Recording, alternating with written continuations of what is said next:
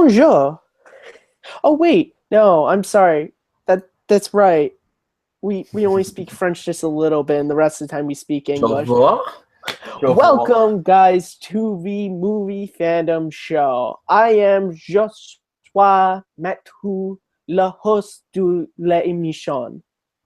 That in English is I am Matthew, the host of this program, back again with another episode. This is one that for anyone who is a member of our league or watches anything on Take 3 will probably they may or may not be looking forward to what my guest has to say about this. And my guest, of course, is my fellow producer and on-camera talent at Take 3, Evan DeGraff. Evan, how are you doing?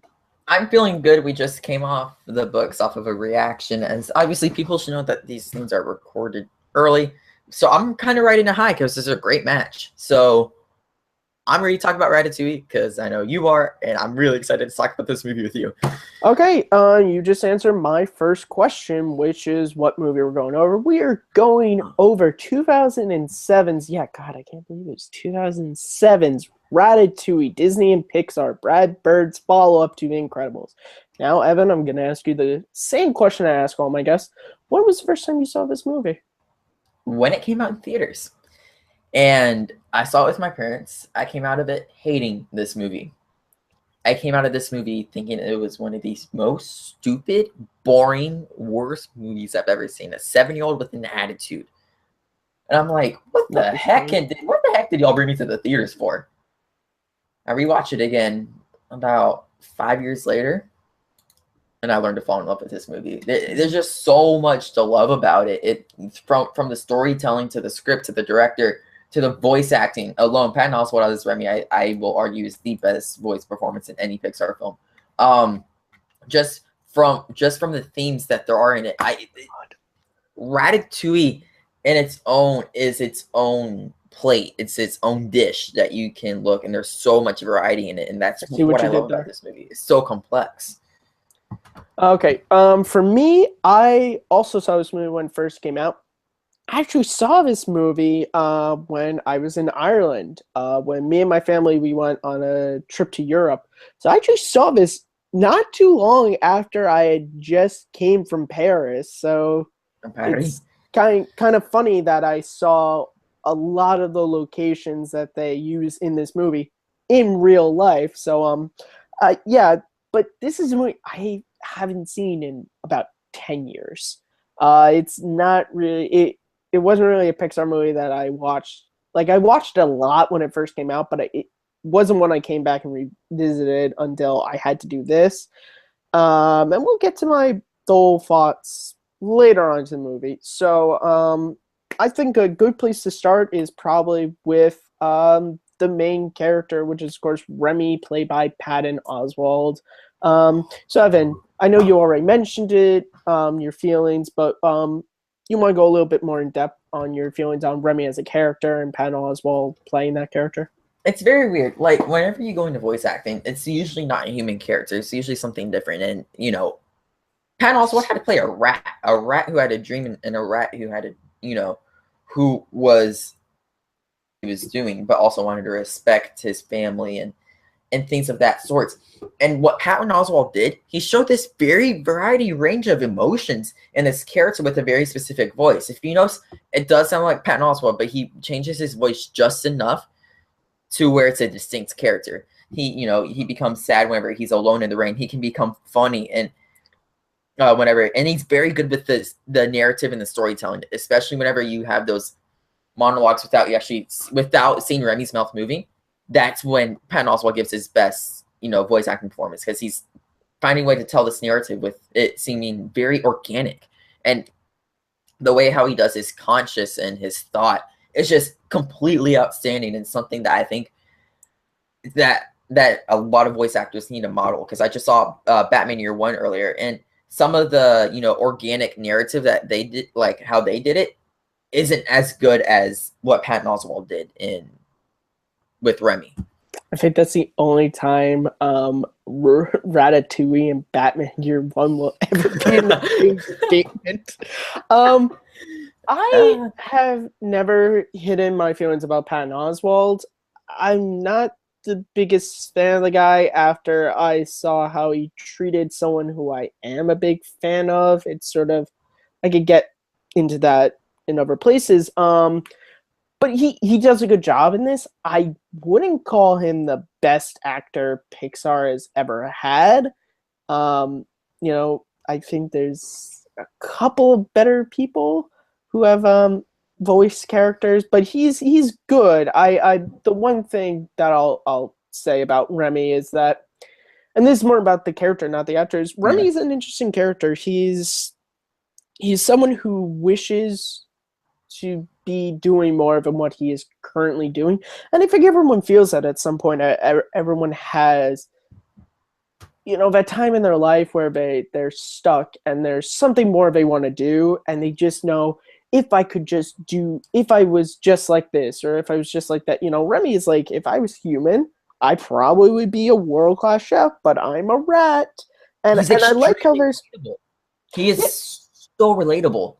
yes and no, because he is a rat. We don't Yeah. know how rats live, but I mean, from a character standpoint, yeah, because he even talks about how he has to fake being a little bit more human around Linguini, and then Mhm. around his dad and his family, he has to fake being more of a rat. He's this in between, and he doesn't know how to feel. But yeah, I like the character a lot. So moving on, we have the human Linguini, who this is an interesting character. He's a little bumbling. He's a little eccentric's the wrong word, but he's a little peculiar, I'll say. I would But say he's very clumsy. he's clumsy. He's a good natured person, which is what I Yeah. like. He he wants to be doing good things, and he wants to be a good person. He just tries to be. It's just sometimes his clumsiness and his silliness gets in the way of that. But all and I think he's lucky that he finds Remy, because Remy helps him to be a little bit more how he would like to be, which is less clumsy and more in control of everything. What are your feelings on Linguini? It's funny if the scene in the movie whenever Linguini, takes Remy, throws him in the jar, saves him in the river, and takes him back, and he goes, "You understand me." I don't think there's any other character in the film that would actually be able to understand like what the rat speaking back and forth with him. Like Linguini kind of has that heart and soul. He reminds you of that best friend who's always sticking around there for you, but sometimes isn't like the center of all the parties or things like that. You're always gonna have a place to fall back to him, and he's always trying to find his place, who he is, and like that's his issue. He doesn't know what he wants to be at all. Like he's coming in there being a garbage boy. He just falls into this place of chef, and then lucky enough, he is the son of Gusteau. Obviously, it's such for him. It's very much. I don't know what I want to do, but I'll take anything in order to find what I want to do, and I think that's what makes Linguini very interesting. Yep. Yeah, just really good character. So now we can just talk about the ensemble cast as a whole, so you can just pick out whoever you want. I want to talk about, his name is escaping the actor's name, but who plays his dad, Django. The guy Mm-hmm. is he's in one of my favorite films of all time, First Blood. He plays the sheriff. He is a very interesting character to me in the movie, and why I want to highlight him is he's not. You can look at him at first to be like, oh, Remy's dad, is such a jerk. Like, God, he's such a jerk. But he's kind of actually looking out for his son, because he's like, we're rats. Mm-hmm. Humans don't like rats. He's kind of trying to protect Remy. I think one of the most, and the scene where you really understand this, when he takes Remy to the store window where there's all the rat poison, there's all the dead rats, because he's like, this is what humans do to us.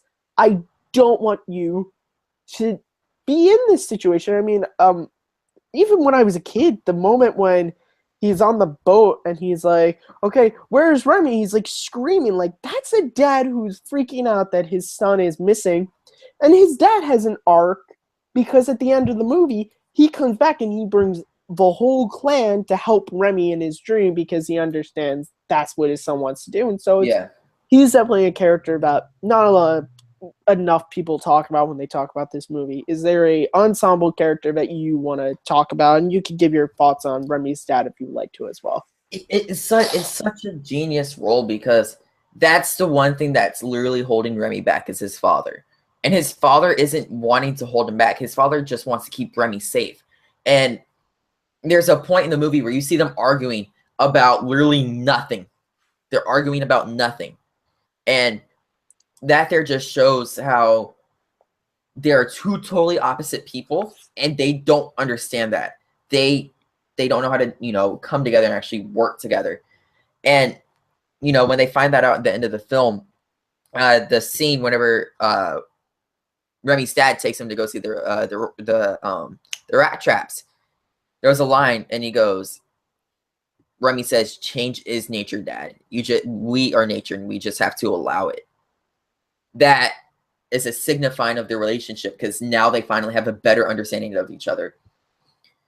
Remy will now stay safer because he understands it, but his dad will also help Remy achieve his dream because he understands Remy. It's a thing of understanding, and so many people go through it. That's what makes their relationship so antagonizing and so realistic.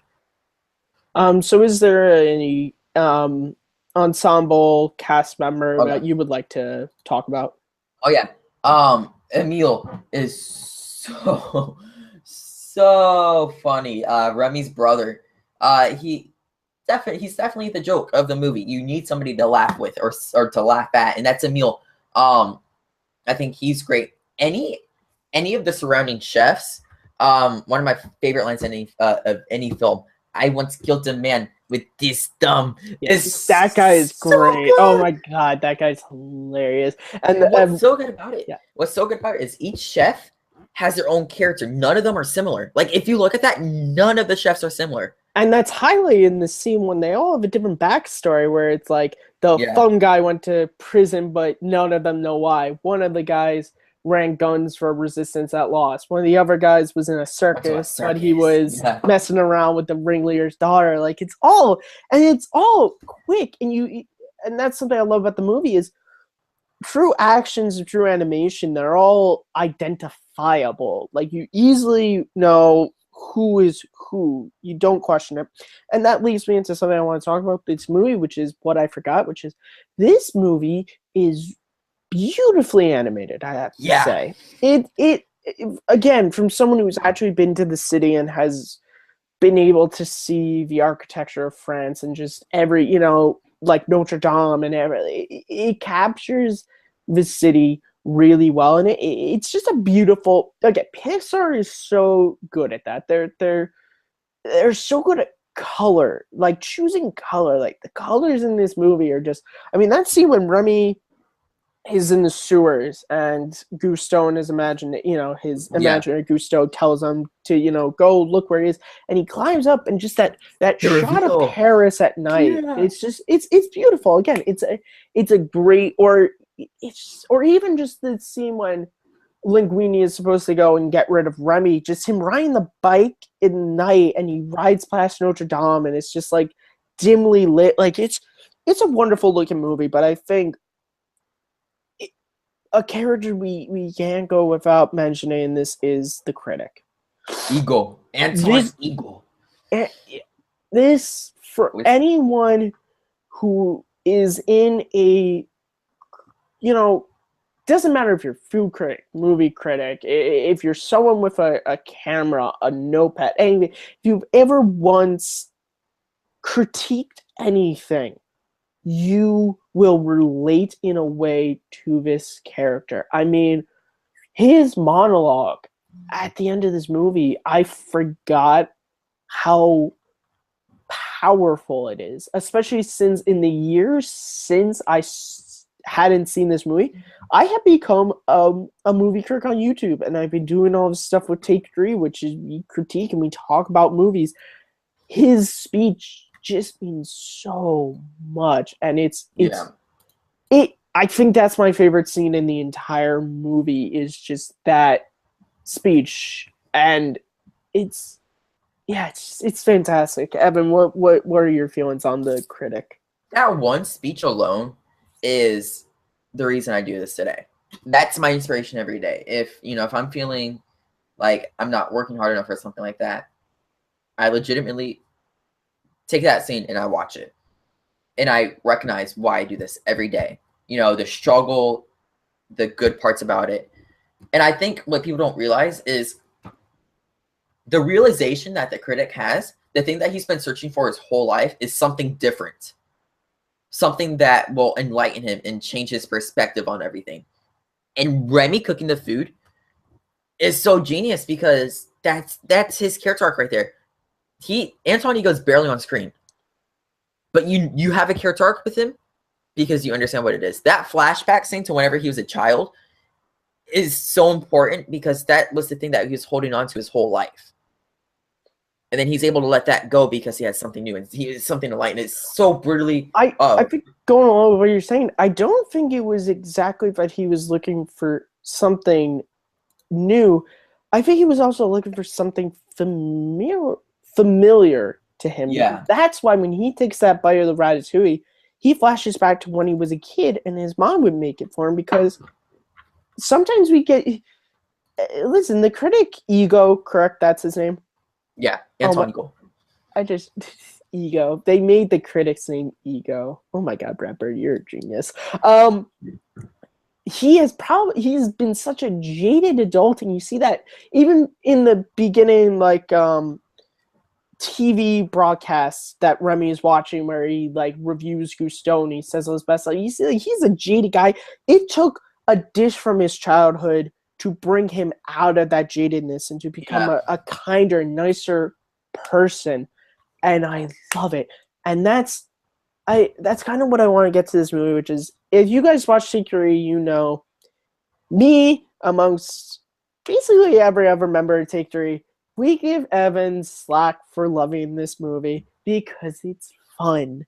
And also, it was easy because I had not seen this movie in a while. Again, like I said, I probably have not seen this movie in 10, maybe 8 years. I mean, that's a long, and also that meant I was like in elementary school when I last saw this movie. So that's a long, I am now in college. So that's a long time of growing to see this movie. And I was talking with Evan about this before. This movie is fantastic, and it's the message that it gives to kids is one that you don't often see in children's films, which is you do and you don't, but you don't always see it like this, which is like, it kind of goes to Gusteau's whole motto, which is anyone can cook, but it's kind of like what they talk about, which is like, yeah, anyone can cook, anyone can critique, anyone can do this, but it takes a special person to be able to do it and be able to do it extremely well. And that is something like work at your craft. That's what that's what the message of this movie is that like, yeah, you can do anything, but if you want to do something well, you have to put time into working on it. You have to study up on it. You have to try different things, and you have to be willing to change, and you have to it's a powerful message that I think more kids should see, and I think thanks to this movie, a lot of kids will get that message. I mean, Brad Bird, the guy made one of my favorite films of all time, The Iron Giant. This man is a genius. I can't believe he has not made more movies for Pixar. This is a fantastic movie. Before I give my final wrap-up thoughts, Evan, I'm going to have you just go to town. Okay. This is your time to give your wrapping up thoughts on Ratatouille. I think what people miss about the whole concept of this movie is the complexity of this film. It is so complex, but it does it so smoothly, and it doesn't seem forced at all. The amount of relationships in this film, you have one with Skinner and Linguini and Remy and his family. Any of the chefs live with Linguini, Gusteau and Remy. Gusteau if they find a way to make a relationship between Gusteau and Linguini, they find a way to mold everything. And we also forgot to mention Colette, such an Yeah. integral part of this film. Who a strong female, one of the strong female leads in this in the film. It's done brilliantly, and people, we had this Pixar debate. Chris said it was kind of forced in. I would disagree though, because it was a moment in time of she was actually having fun cooking with him, and he was having fun cooking with her. And it's just the amount of messages thrown out. Family matters. Chase your dreams. Being a critic is tough. Just the amount of things in this movie that there is to soak in for you. You're always taking a new experience from it, and that's what I love about this movie. The animation is brilliant. The script is brilliant. The characters are brilliant. The directing is on another level. This movie proves to show how great Brad Bird is and how great Pixar is on its own. Every time I see this movie, I'm floored. I never get bored, and that is what I love about Ratatouille. For me, again, like I said, a fantastic movie, a movie that I'm definitely going to be recommending to a lot more people. I may have to watch Inside Out again before I make this definite, but I'm sure everyone would love me to say Ratatouille may now be in my top 5 Pixar movies. It was a movie that I was really happy that Evan. This is what I love about what the movie fandom show can do for me, and hopefully for you guys watching, which is going back and revisiting films that you saw a long time ago and you just did not see, and you grow up, stuff happens to you, and you make a different perspective. I saw this movie when I was 10. Now I'm 20. My perspective on the critic and all that stuff didn't mean anything to me. Even Remy really didn't hit me like it did watching it today. So just a really great movie that I recommend you guys go out and find. If you haven't seen Ratatouille, go watch it. It's definitely one of Pixar's best. All right, Yeah. so Evan, where can the good people find you? You guys can find me gushing about Ratatouille on anywhere on the Take 3 channel, and my Twitter is EDEGRAFF11. Yeah, we are growing, guys, and I'm really appreciating all your support. As am I. And you guys can find me, as always, at Kearns_Matthew on Twitter, MattMovies611 on YouTube, and of course, right here hosting the Movie Fandom Show every other Sunday. I want to thank again my guest, Evan DeGraff, and I want to remind you guys to keep loving movies. Take care. Hey, what's up, guys? This is Matt, of course, the host of the Movie Fandom Show. I really hope you just enjoyed the episode I did on Ratatouille with Evan. Great episode, a lot of fun. So really quick, I'm making this announcement. The Movie Fandom Show is no longer going to be on Sundays. It has been moved now to every other Wednesday. For anyone who has been following the show, I know you're probably thinking the same thing I was. Wasn't the show just moved from Saturday to Sunday like a month ago? Yes, it was, but this is something that was a little bit beyond my control. And you just gotta roll with these punches. Hopefully this is a more stable place. Hopefully it doesn't move again. But if it does, I don't know. But yeah, so look forward to the next episode. It's gonna be in 2 weeks on Wednesday, not Sunday anymore. All right, thanks, guys. Catch you later.